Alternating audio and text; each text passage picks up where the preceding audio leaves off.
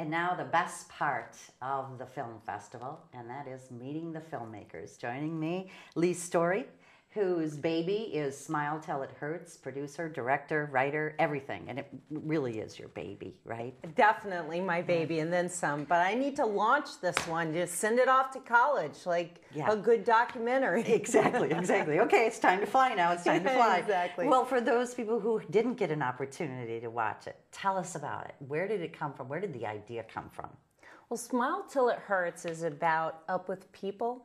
It's a show choir that started in the 1960s as a counter to the hippie culture. Most people don't know that. I remember it. Do you I'm really remember telling that? my age, but I remember it. I really do. Can you sing the song? I can't, because I think I can sing in the shower, but you wouldn't want me to sing it now. But those people that don't remember it, go ahead.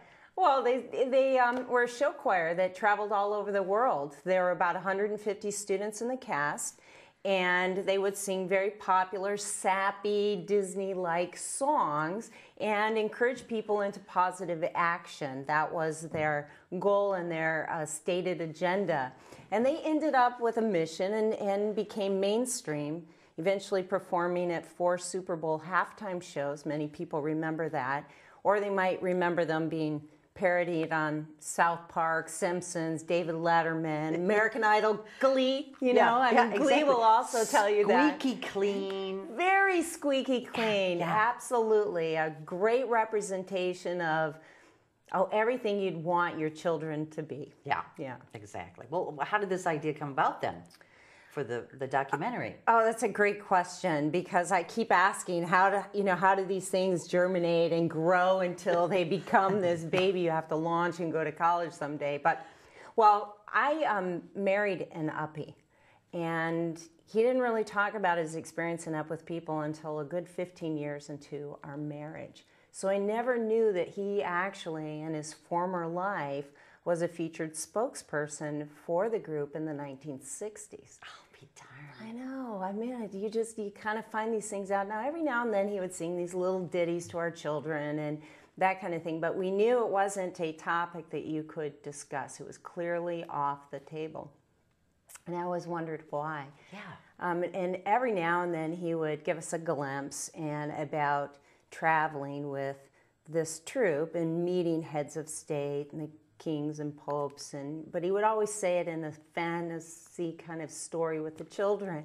And I thought, wow, that's pretty marvelous. And for me in particular, coming from Detroit and the Detroit area, thinking, how could this African American that I married have traveled around the world in the 1960s as a featured spokesperson for a group out there changing hearts and minds? Sure. In the height of the 1960s, early 70s, anti-Vietnam War protest movement, here he is, part of this very ultra-conservative group with a pro-American, pro-Vietnam, anti-communist agenda. And it floored me. But all of this I discovered through research and learning about the organization. It took me a while to do that. So what did you say then, honey? Can we talk? I want to do a documentary about this.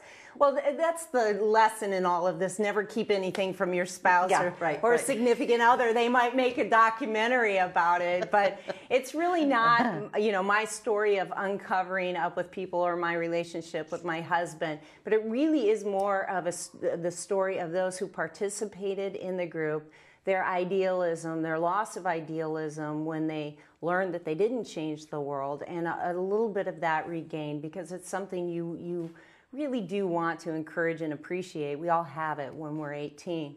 But it was very difficult for a lot of these participants because, they had a very intense experience.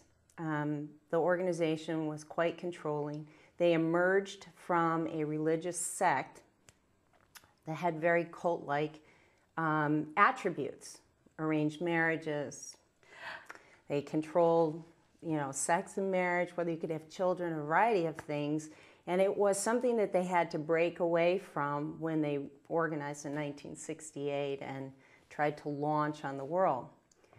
But what was really interesting for me, 2 things I'll mention since we're on this great program for Northern Michigan. Two things. One is that it had its genesis in northern Michigan on Mackinac Island. Sure. And it started out of youth conferences in 1964 and 65, where hootenannies and the sing-outs were very popular. And when this bright, happy cast of clean-cut youth started singing in places backed by this religious organization, they were invited to Washington, D.C., and they sang before 100 senators and congressmen, and they started launching what one might call a very American agenda. You have clean-cut youth, multicultural, multiracial, international to some extent at that point, and they really truly did represent the fresh face of America. So it's not hard to take the leap to see how the Nixon administration and corporations would latch on to that and say, this is the face we want to send to quell the masses in other areas of the world where there's quite a bit of anti-American sentiment. And did they also talk about, their friends and neighbors were many long-haired hippies, right? And here they were, short-haired, clean-cut, the other side. That's exactly right. They represented the counter-to-the-counter culture. They represented the silent majority. In fact, Jay Blanton-Belk, who was the founder of Up With People, he often called Up With People the sincere majority. And it was just a reflection and a play on words that this is where the vast majority of Americans were. That was the soft power or the propaganda that was utilized through the organization. The thing is, the young people didn't necessarily see that or know that. They knew they were patriotic. They knew they weren't into the drugs and they weren't into the hippie scene. But they were thinking about meeting people from other countries around the world and having a great, positive student cultural exchange. Most of those who traveled in the cast. But then there were those, like my husband and Glenn Close, who was also a very famous member of Up With People, where you have someone who is speaking for the group and knows that they've been briefed by the State Department before you go into a country, before you go into a community. And this is your agenda. These are the people that will be in your audience. This is who you need to direct your songs to. These are the hearts and minds you need to change. And we need to convince them that this is the real America, that this is how we anticipate for America to be. Hardworking, melting pot, all of those fine attributes of, that we grow up with red, white, and blue, American waving the flag. Yes. So it wasn't an eye-opener. It probably, for some people who lived in the 60s, it might not be an eye-opener to think of Up With People as propaganda, a soft power. Now, propaganda is a very heavy word. Yes. Okay? And a lot of people, back in the 60s, we used these words. Ideology was clear. We had thoughts of patterns that haven't been resolved until even to today. Okay? Right. They're still there. We still have conflict. We are still waging a war of ideas. But through the decades when Up With People grew, by the time Reagan came in office and the Berlin Wall fell, and he's, as P.J. O'Rourke talks about in the film, he talks about how Up With People, you didn't need Assistant Perky anymore because you had Upbeat and Perky running the country under President Reagan.